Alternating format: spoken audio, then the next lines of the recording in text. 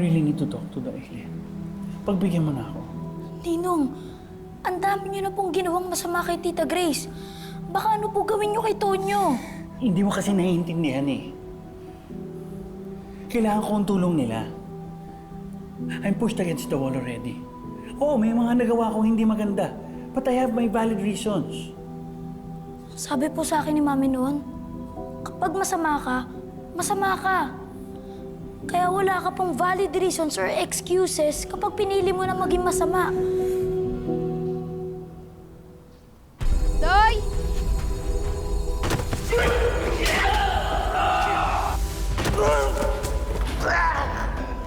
Ninong?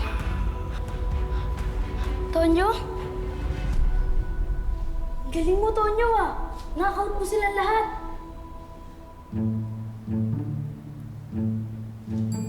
Ganda yan, oh.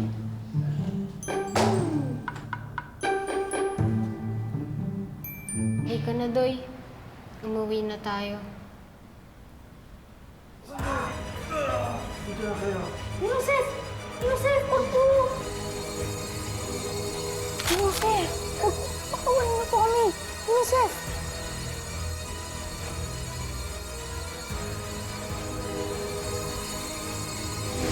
Tara, Tonyo! Bilisan mo! Tumakas na tayo!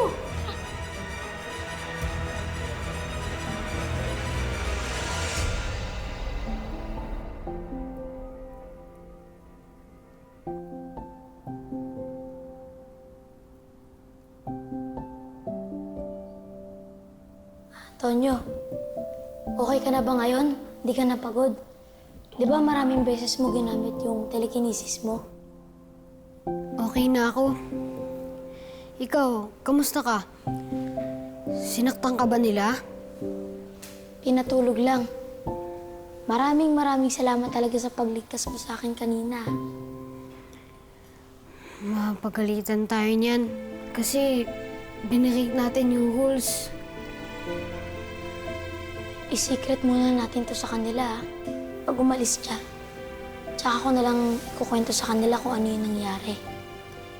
Thank you, Doy. Tsaka dahil ngayong kilala ka niya ni Ninong Sef, hindi ka na safe dito ngayon. Baka mamaya balikan ka nila, katulad nung ginawa nila nung kay Tita Grace. Baka madamay ka pa. Kaya uuwi na lang ako.